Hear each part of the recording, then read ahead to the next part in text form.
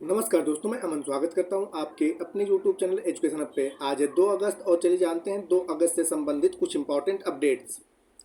तो आज का पहला अपडेट है कि प्रत्येक वर्ष विश्व फेफड़े का कैंसर दिवस कब मनाया जाता है? 1 अगस्त, 29 जुलाई, 28 जुलाई या 4 फरवरी। तो यहाँ पर सही ऑप्शन होता है कि प्रत्येक वर्ष 1 अगस्त को हम लोग विश्व फेफड़े का कैंसर दिवस के रूप में मनाते हैं। तो सही आंसर होता है ए। जानते हैं अन्य ऑप्शंस के बारे में। तो प्रत्येक वर्ष 29 जुलाई को जो है अंतर्राष्ट्रीय बाघ दिवस यानी कि टाइगर दिवस के रूप में मनाया जाता है। और प्रत्येक वर्ष 28 जुलाई को जो है विश्व हेपेटाइटिस दिवस के रूप में मनाया जाता है। और प्रत्येक वर्ष जो है 4 फरवरी को विश्व कैंसर दिवस के रूप में मनाया जाता है। तो बढ़ते हैं अब अगले क्वेश्चन की तरफ। अगला क्वेश्चन है कि call of the Girs landscape and conservation need पुस्तक किसके द्वारा लिखी गई है? रामचंद्र गुहा, परिमल नाथवानी, अशोक टंडन या अरुंधति राय। तो अभी हाल ही में चर्चे में था पुस्तक call of the Girs landscape and conservation need. इसके चर्चे में रहने का कारण यह है कि इस पुस्तक में गिर जो टाइगर रिजर्व है उसके बारे में और साथ ही साथ गिर राष्ट्रीय उद्यान में जो बाघ पाए जाते हैं उनके बारे में लिखा गया है। और इस पुस्तक की सराहना तत्कालीन प्रधानमंत्री नरेंद्र मोदी जी के द्वारा किया गया है। और इसके लेखक जो है वह परिमल नाथ वानी है। तो सही आंसर होता है बी। अन्य लोगों के बारे में जानते हैं। तो अभी हाल ही में चर्चे में थे रामचंद्र गुहा। और रामचंद्र गुहा की जो पुस्तक थी उसका नाम था रिबेल्स अगेंस्ट द राज। ये पुस्तक रामचंद्र गुहा की है। और बात करते हैं अशोक टंडन की। तो अशोक टंडन की अभी हाल ही में पुस्तक आई थी जिसका नाम था रिवर्स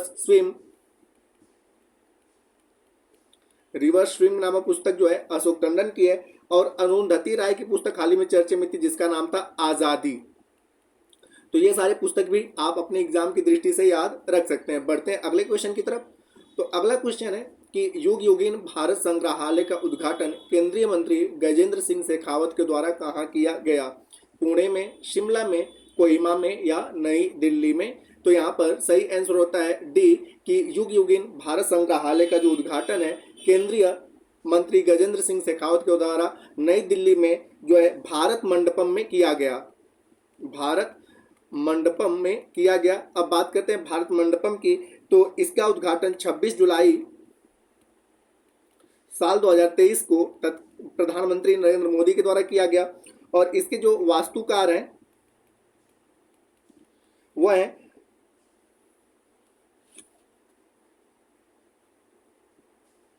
साइमन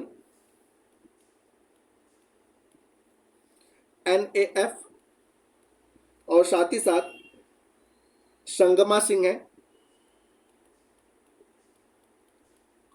और भारत मंडपम में एक साथ कुल 7,000 लोग बैठ सकते हैं, इसकी यह क्षमता है।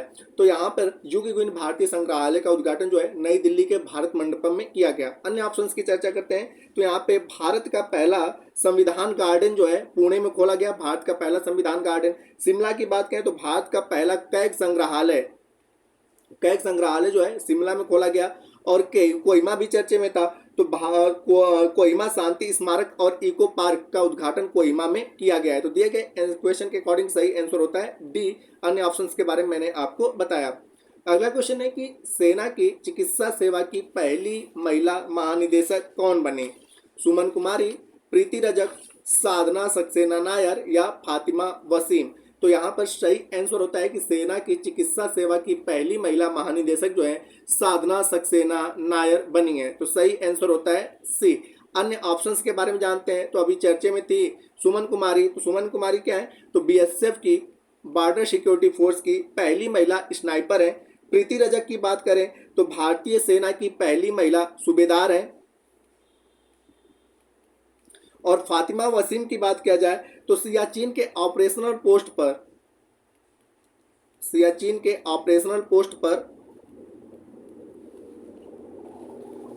तैनात होने वाली यह पहली महिला चिकित्सा अधिकारी हैं। तो सियाचिन के ऑपरेशनल पोस्ट पर तैयार होने वाली पहली महिला चिकित्सा अधिकारी फातिमा वसीम है। साथ ही साथ आप लोग याद रखे रहिएगा गीतिका कौल को।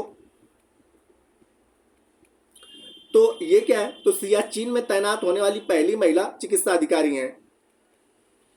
सियाचिन में तैनात होने वाली पहली महिला चिकित्सा अधिकारी है। और फातिमा वसीम क्या है, तो सियाचिन के ऑपरेशनल पोस्ट पर तैनात होने वाली पहली महिला अधिकारी है। बढ़ते हैं अगले क्वेश्चन की तरफ। तो अगला क्वेश्चन है कि संघ लोक सेवा आयोग का नया अध्यक्ष किसे नियुक्त किया गया? प्रीति सूदन, संजय शुक्ला, अरविंद पनगड़िया या जया वर्मा सिन्हा। तो जैसा कि आपने पता है कि इससे पहले यूपीएससी, जिसकी स्थापना साल 1926 में किया गया था और भारतीय संविधान में आर्टिकल 315 से शुरू होता है, और इसके पहले अध्यक्ष जो थे मतलब कि जो है मनोज सोनी थे। तो मनोज सोनी के इस्तीफा देने के बाद ठीक है, संघ लोक सेवा आयोग का जो नया अध्यक्ष है वह नियुक्त किया गया है प्रीति सूदन को, और यह संघ लोक सेवा आयोग की दूसरी महिला अध्यक्ष है। ये भी याद रखिएगा, संघ लोक सेवा आयोग की यह दूसरी महिला अध्यक्ष है। अन्य ऑप्शंस की बात करें, संजय शुक्ला, तो अभी हाल ही में संजय शुक्ला को राष्ट्रीय आवास बैंक, जिसको हम लोग नेशनल हाउसिंग बैंक के नाम से जानते हैं, तो राष्ट्रीय आवास बैंक का इन्हें एमडी नियुक्त किया गया है। और राष्ट्रीय आवास बैंक की बात करें तो इसकी स्थापना 9 जुलाई साल 1988 को हुई थी, और इसका जो हेडक्वार्टर है वह नई दिल्ली में स्थित है। अरविंद पनगड़िया की बात करें तो 16वें वित्त आयोग के अध्यक्ष जो है अरविंद पनगड़िया को बनाया गया है। और जया वर्मा सिन्हा की बात किया जाए तो वर्तमान समय में रेलवे बोर्ड के अध्यक्ष और सीईओ और अध्यक्ष जो है वह जया वर्मा सिन्हा है। तो दिए गए प्रश्न के अनुसार सही आंसर होता है ए। बढ़ते हैं आज के कुछ वन लाइनर करेंट अफेयर्स की तरफ। तो अभी हाल ही में चर्चे में था लाओस, और लाओस क्यों चर्चे में था, तो भगवान राम पर आधारित विश्व का पहला डाक टिकट जारी करने वाला देश बना है लाओस। बेंगलुरु रिफाइनरी, मैंगलोर, यहाँ पे बेंगलुरु नहीं है, मैंगलोर है, तो Mangalore refinery and petrochemical limited को सर्कुलर इकोनॉमिक लीडरशिप श्रेणी में ग्रीन टेक, प्रदूषण नियंत्रण, अपशिष्ट प्रबंधन, रिसाइकलिंग का पुरस्कार दिया गया है। और अभी हाल ही में चर्चा में था भारत का पहला संविधान संस्करण। तो भारत का जो पहला भारतीय संविधान संस्करण था उसको 48 लाख रुपए में नीलामी किया गया। इसकी खास बात यह है कि इसी पर संविधान के जो निर्माता थे उन सभी लोगों ने अपने हस्ताक्षर किए थे। साल 1982 में स्थापित पेरियार टाइगर रिजर्व चर्चे में रहा। आपसे ये भी पूछा जा सकता है कि पेरियार टाइगर रिजर्व किस राज्य में है, तो केरल में है, और साल 1982 में इसे टाइगर रिजर्व बनाया गया। और इसने पेरियार टाइगर रिजर्व में बिजली उत्पादन के लिए पवन टरबाइन को स्थापित किया है, जिसके कारण चर्चे में रहा। बात करते हैं यहाँ पर रैपिडो की स्थापना साल 2015 में किया गया था, और यह एक टैक्सी संचालक कंपनी है, और यह भारत का तीसरा स्टार्टअप हासिल करने वाला जो है यूनिकॉर्न कंपनी बन गया है। तो भारत का स्टार्टअप के द्वारा ठीक है तीसरा यूनिकॉर्न कंपनी बनने वाला जो है रैपिडो है, जिसकी स्थापना साल 2015 में की गई थी।